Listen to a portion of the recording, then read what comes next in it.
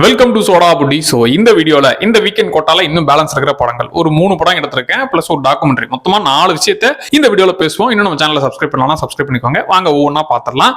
First வந்து rebel Moon படம். டேய், இது ஆல்ரெடி 4 மாசம் முன்னாடியே 2 பார்ட்டும் பார்த்துட்டோமே. ஃபர்ஸ்ட் பார்ட்ல அந்த கிராமத்துல ஒரு பிரச்சனை வரும், மதர்வேல்ட சேர்ந்தவங்க பிரச்சனை பண்ணுவாங்க, ஹீரோயினா ஆளுங்களை சேர்க்கறதுக்காக போவா. செகண்ட் பார்ட்ல இவளும் ஆளுங்களை கூட்டு வர, மதர்வேல்ட சேர்ந்தவங்களும் வர, தண்டை போட்டு ஒரு மாதிரி ரத்த கலரையா முடியும். இது ஒரு மாதிரி போர் அடிக்காம போச்சு, பட் பெருசா சொல்லிக்கிற அளவுக்கு இல்லையடான்ற மாதிரி தானே தோணுச்சு.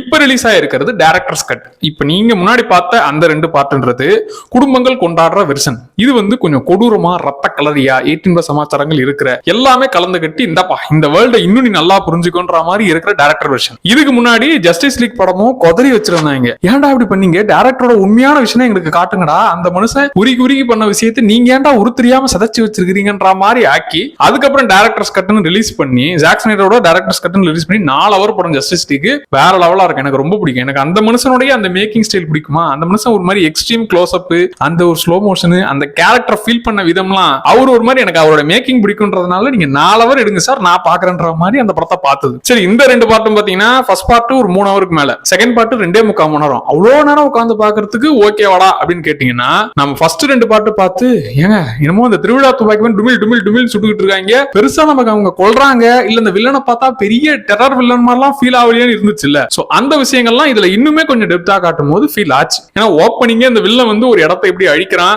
அவன் அந்த ஒரு கட்டையை வச்சு என்னென்ன வேலைலாம் பாக்குறான்ற அந்த ஒரு விஷயத்தை காட்டும் போது டேய் நீ ஒரு டெரர் பேசுறன்ற மாதிரி இருந்துச்சு. அப்புறம் ஹீரோயினோட அந்த ஆங்கிள் காட்டும் போது சோ கொஞ்சம் பொறுமையா கதை செட் பண்ணி ஒரு 1 ஹவர் 1.25 ஹவருக்கு இவங்க அந்த யார் யாரு எப்படி எப்படின்னு காட்டும் போது இன்னுமே அந்த வேர்ல்டோட கனெக்ட் ஆக முடிஞ்சது. பட் அப்பவே நம்ம சொன்ன மாதிரி இந்த கதை ஒன்றும் புதுசா நமக்கு ஃபீல் ஆகல. ஏன்னா இதே வெர்ஷன்ல 7 சாமுராய்ல ஆரம்பிச்சு அவெஞ்சர்ஸ்ல ஆரம்பிச்சு லைட்டா அந்த ஒரு பறவையை கண்ட்ரோல் பண்றது, அவதார கொஞ்சம் தொட்டுக்கிட்டா மாதிரி எல்லா வெர்ஷனும் கலந்து கட்டின ஒரு கதை தான். பட் இன்னும் அத இந்த துப்பாக்கி சீன் சொன்னல ராம, அதுல பார்க்கும்போது சுடும் போது அப்படியே திருவிழா எஃபெக்ட்ல தான் இருந்துச்சு. இதுல அப்படியே ஹீரோயின் எகிரி வந்து ஷூட் பண்ணுவா, தலை அப்படி வெடிச்சு சதறம், டேய் சமாளான்ற மாதிரி இதுல ஃபீல் ஆச்சு.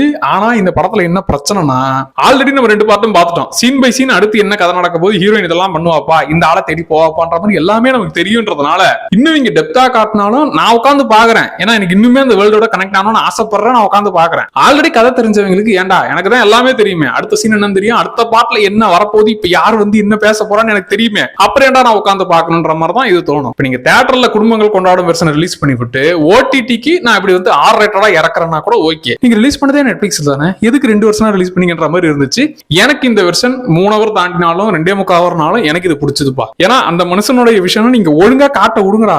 அந்த மனுஷன் ரத்த கலையா ஒரு விஷயம் வேணும், வில்ல வந்து வெறித்தனமா கொள்வான். அப்புறம் இன்னொரு முக்கியமான விஷயம், அந்த மதர் வேர்ல்டு பத்தி காட்டும் போது அதுல அந்த மதர் வேர்ல்டு அப்படியே எனர்ஜி உறிஞ்சிக்கிற அப்படியே கண்ணீர் வரா மாதிரி சில ஷார்ட்ஸ் எல்லாம் வைப்பானுங்க.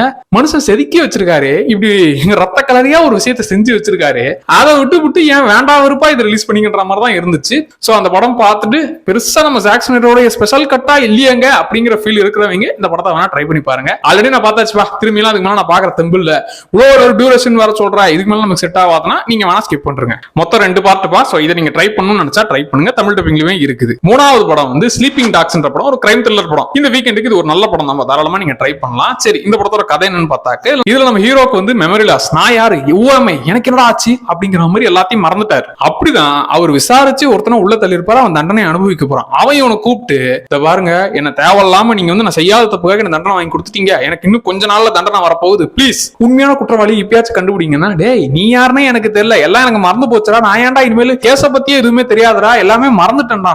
இல்ல இந்த கேஸ விசாரிக்கும் போதே நீங்க இந்த கேஸுக்குள்ள வந்துட்டீங்க, பிளீஸ் ஒரே ஒரு தடவை எனக்காக இந்த ஒரு ட்ரை பண்ணுங்கன்னு அந்த குற்றவாளியே கேட்க, சரிடா நீ இப்பதான் எனக்கு எல்லாம் பாச மறந்து போச்சுல, ஃப்ரெஷ்ஷா ஃபர்ஸ்ட்ல இருந்து ஆரம்பிக்கிறன்ற மாதிரி அந்த கேஸ திரும்பி எடுத்து விசாரிக்க ஆரம்பிச்சு அதுக்கப்புறம் என்ன விஷயங்கள்லாம் அவர் தெரிஞ்சுக்கிட்டாரு, நாமளும் என்ன தெரிஞ்சுக்கிறோம்ன்றதான் இந்த படம். இந்த படத்துல பிடிச்ச விஷயம் எடுத்துக்கிட்டா, ஸ்டார்டிங் ஒரு சிம்பிளான விஷயத்தை சொல்றாங்க, அதுக்கப்புறம் ஒருத்தர் அந்த வெர்ஷனை சொல்லும் போது எக்ஸ்ட்ரா ஒரு லேயர் ஆட் பண்ணி சொல்ல இன்னுமே கொஞ்சம் இன்ட்ரெஸ்டிங்கா இருந்துச்சு. அப்புறம் இதுல முக்கியமா அவருடைய இந்த ட்ரீட்மெண்ட் ஏரியா நான் பாச மறந்துட்டேன், அவருக்கு ட்ரீட்மெண்ட் கொடுக்குற அந்த ஏரியா மட்டும் தான் கொஞ்சம் ஸ்லோவா ஃபீல் ஆகும். இந்த கேஸ்க்குள்ள ஒருத்தரும் அவங்க கதையை சொல்லும் போது அந்த இடம்லாம் இன்ட்ரெஸ்டிங்கா இருந்துச்சு. பட் அந்த ட்ரீட்மெண்ட் ஏரியா மட்டும் கொஞ்சம் போர் அடிக்கும், லைட்டா அது மட்டும் ஸ்லோ பேஸ்ல இருக்கும். சோ அதை மட்டும் கொஞ்சம் பொறுத்துக்கிட்டீங்கன்னா கொஞ்சம் கதையை செட் ஆக இவருக்கு அந்த கேஸை கையில எடுக்கிற அது வரைக்கும் கொஞ்சம் டைம் எடுத்துப்பாங்க. அதுக்கப்புறம் இந்த கேஸ்குள்ள வந்ததுக்கு அப்புறம் இன்ட்ரெஸ்டிங்காவே இருந்துச்சு. அண்ட் இதுல முக்கியமா ஹீரோக்கே எல்லாமே மறந்து போச்சா? இப்போ ஒருத்தர் அந்த விஷயத்த சொல்றாங்கன்னாட இந்த கேஸ் நான் ஆல்ரெடி விசாரிச்சிருக்கேன், எனக்கு உன்னை பத்தி தெரியும், உண்மையை சொல்லு அப்படிங்கிற மாதிரி இல்ல. ஏன்னா இவருக்கே எல்லாம் மறந்து போச்சு. ஒருத்தர் சொல்ல சொல்ல இவரே புதுசாதான் எல்லாத்தையும் கேட்டுக்கிறாரா? இப்ப யார் மேலும் இவரால சந்தேகப்பட முடியாம மொத்தமா நம்ம கேட்டு முடிவு பண்ணலான்ற அந்த ஒரு மோட்ல போனதும் நல்லா இருந்துச்சு. ஒரு சில படத்துல இந்த கிளைமேக்ஸ் வந்திருக்கு, பட் இருந்தாலும் இந்த படத்துல கன்வின்சிங்காவே இருந்துச்சு. கொஞ்சம் ஸ்லோவா போறது அதெல்லாம் எனக்கு பிரச்சனை இல்லப்பா, நல்ல ஒரு கிளைமேக்ஸ் கொடுக்குமானா தாராளமா கொடுக்கும், ட்ரை பண்ணி பாருங்க. அப்புறம் இதை ஃபேமிலியா பார்க்கலாமான்னா இல்ல, கொஞ்சம் ஒரு சில ரொமான்டிக் காட்சிகள் அது இல்லாம ஒரு சில சமாச்சாரங்கள் இருக்கு, அதனால இது ஃபேமிலிக்கு செட் ஆகாது. அதே மாதிரி ரெபல் மூன் படமும் அதுல வெறித்தனமா ரத்த கலரை மட்டும் இல்ல, கொஞ்சம் அந்த மாதிரி சீன்லாம் அப்படியே இருக்கும், அதுவுமே ஃபேமிலியா செட் ஆகாது. கடைசியா அந்த டாக்குமெண்ட்ரி ஒண்ணு பார்த்தேன், அது தமிழ் டப்பிங்ல இருக்கு. நம்ம ராஜமௌழி பார்த்தோம்னா டாக்குமெண்ட்ரி, அவருடைய படங்கள் எல்லாம் நம்ம பார்த்துட்டோம். சோ அவர் அந்த படத்தை பத்தி பேசுறது, இன்னும் பல விஷயங்கள் அவரை பத்தி சொல்றதெல்லாம் நல்லாவே இருந்துச்சு. அதுலயும் முக்கியமா ஒரு ஃபேமிலியா சேர்ந்து ஒர்க் பண்றது. இப்போ இந்த சினிமா பத்தி பேசுறவங்க ஃபேமிலி எல்லாம் முக்கியம் இல்ல சார், சினிமாக்காக நான் உசிரையே கொடுக்க வந்தவன் அப்படிங்கிற அந்த மோட்ல நிறைய பேர் பார்த்துட்டோமா? இதுல இவர் கூட ஒர்க் பண்ற எல்லாருமே ஃபேமிலி மெம்பர்ஸ். கதை எழுதுறது, மியூசிக் போடுறது, காஸ்டியூம் டிசைனர், இப்படி எல்லாமே அவங்க ஃபேமிலிக்குள்ளதான். சோ இது எவ்வளவு பெரிய பிளஸ் அவருக்கு இருக்குன்னு சொன்ன விஷயம் நல்லா இருந்துச்சு. ஏன்னா இப்ப சுத்தி ஜாலரா அடிக்கிறவங்களா இருந்தா, சார் நீங்க பண்றது எல்லாமே மாசு சார் இப்படி புகழ்ந்து தள்ளுவாங்க. இது சுத்தி எல்லாருமே ஃபேமிலின்றதுனால மூஞ்சிக்கு நேரா நல்லா இல்ல, இது எனக்கு செட் ஆகல, இது உனக்கு ஒர்க் ஆகல, இப்படி மூஞ்சிக்கு நேரா எல்லாருமே கமெண்ட் கொடுக்கறதுனால அந்த ஒரு ப்ராடக்ட் எப்படி வரும்? எல்லாருமே ஜென்யூனா ஒரு விஷயத்த சொல்றாங்கன்றது, ஃபேமிலியா சேர்ந்து ஒர்க் பண்ணும்போது அந்த ப்ராடக்ட் எப்படி வரும்ன்றதெல்லாம் சூப்பரா இருந்துச்சு. அப்புறம் பாகுபலி படம் நம்ம எப்படி கொண்டாடுன ஒரு படம், அந்த படத்தை ரிலீஸ் பண்ணி விட்டு காலி ஃபிளாப் மொத்தமா போச்சு இப்படின்னு புலம்பிக்கிட்டு இருந்த அந்த ஒரு விஷயத்தெல்லாம் அவர் ஷேர் பண்ணிக்கிறதால, இந்த ஒரு படத்தை எடுக்கிறதுக்கு முன்னாடி இல்ல எடுத்ததுக்கு அப்புறம் அந்த ரிசல்ட்டை வச்சு இவங்க எல்லாரும் எப்படி டென்ஷன்ல இருந்தாங்க அந்த விஷயத்தை ஷேர் பண்ணிக்கிறது. அவர் ஒரு படத்துக்கும் எப்படி அடுத்தடுத்த லெவலுக்கு போறாரு, சீரியல் டைரக்டரா இருந்து அப்படியே இந்த சினிமா பக்கம் வந்தது, கொஞ்சம் கொஞ்சமா அவருடைய அந்த வளர்ச்சி பாதை, அவருக்குன்னு ஒரு தனி ரூட்டை பிடிச்சது, இன்னும் அவர் என்ன சொல்ல நினைக்கிறாரு, இப்படி எல்லா விஷயத்தையும் இந்த டாக்குமெண்ட்ல காமிச்சிருப்பாங்க. ஒரு மாதிரி டிஃபரெண்டா இருந்துச்சு. நம்ம படம் பார்த்திருக்கோம், அவருடைய படங்கள் எல்லாமே நம்ம பார்த்துட்டோன்றதுனால இதுல அதை பத்தி ஒரு அவருடைய பெர்ஸ்பெக்டிவ்ல அந்த ஒரு ஃபேமிலி மெம்பர் சொல்ற விஷயங்கள்லாம் நல்லா இருந்துச்சுப்பா. ஒரு மாதிரி ஜாலியா போச்சு. டிஃபரெண்டா ஒரு ட்ரை பண்ணோம், டாக்குமெண்ட்னா பரவாயில்ல நான் ட்ரை பண்றேன்னா இதை ட்ரை பண்ணுங்க, ரொம்ப நல்லா இருக்கும். இதான்ப்பா இந்த வீக்கெண்ட் கொட்டா இதோட முடிவடைந்தது. சோ இந்த வீக்கெண்ட்ல நீங்க நல்லா பார்த்து முடிச்சீங்கன்றத கமெண்ட்ல சொல்லுங்க, நானும் அதை தெரிஞ்சுக்கிறேன். இன்னும் நம்ம சேனலை சப்ஸ்கிரைப் பண்ணலாம், சப்ஸ்கிரைப் பண்ணிக்கோங்க. Tata bye.